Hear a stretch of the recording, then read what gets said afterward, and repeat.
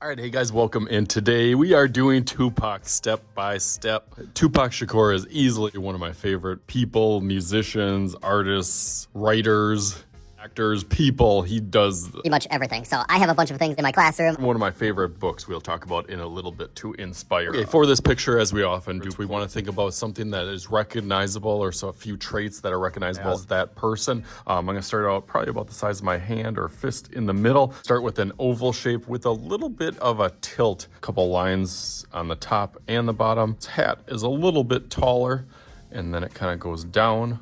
Kind of straight and then starts to angle towards his jawline. And then as it goes over, kind of same thing on the other side. Pops out over here. So I'll go over that a little bit darker now.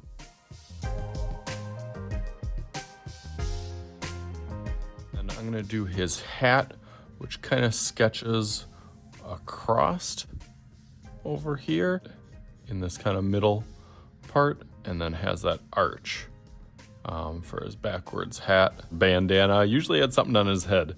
And then the snapback part of it, little loop around there.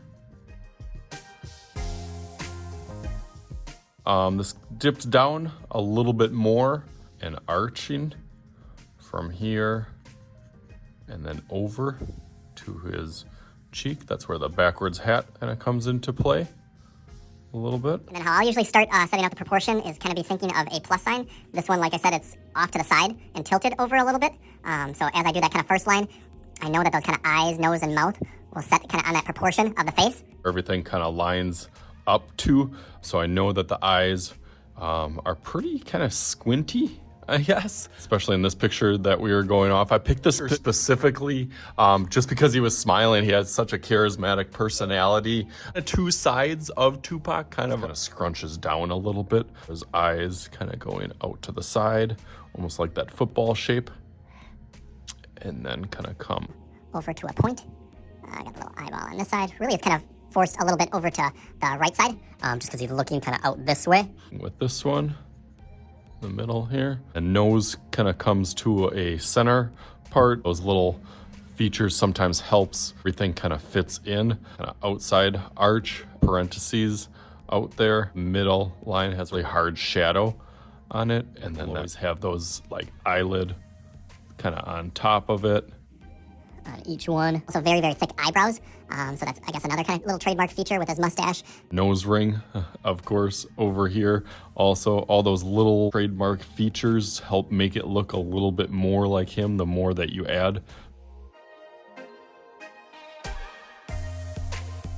And then lips, we'll kind of go that top lip sections down and then really droops down here for his open smile, and then fills out.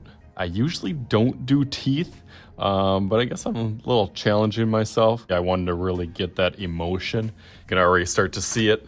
Kind of add the rest of it down here as it kind of curls down over here for his neck, edge of his face. And then that will kind of curl over as well.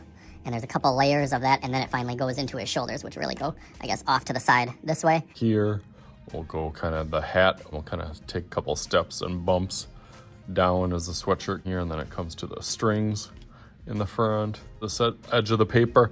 So already we got kind of a almost cartoon-ish version, the proportion set up, add in a few of those details. So let's go through that a little bit quick.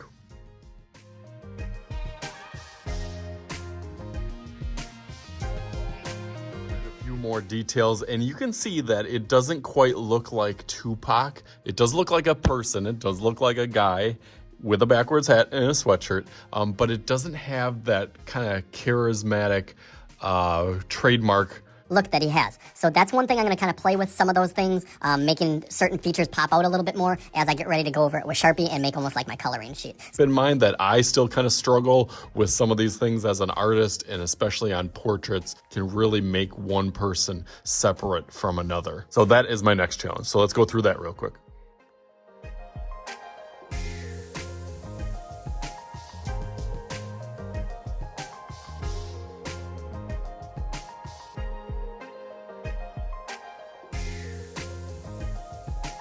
Okay, so we're getting there. I'm about 90% done. Definitely feels better than it did before. The kind of look of it. I still feel like his face needs to be a little bit more round. So I'm gonna try to add that detailing on a little bit of the shading with it. I'm definitely still nervous about the teeth. Like I said, I haven't done teeth in quite a while, but I feel like he's looking a little bit more Tupac-ish right now. Continue to push our way to the finish line.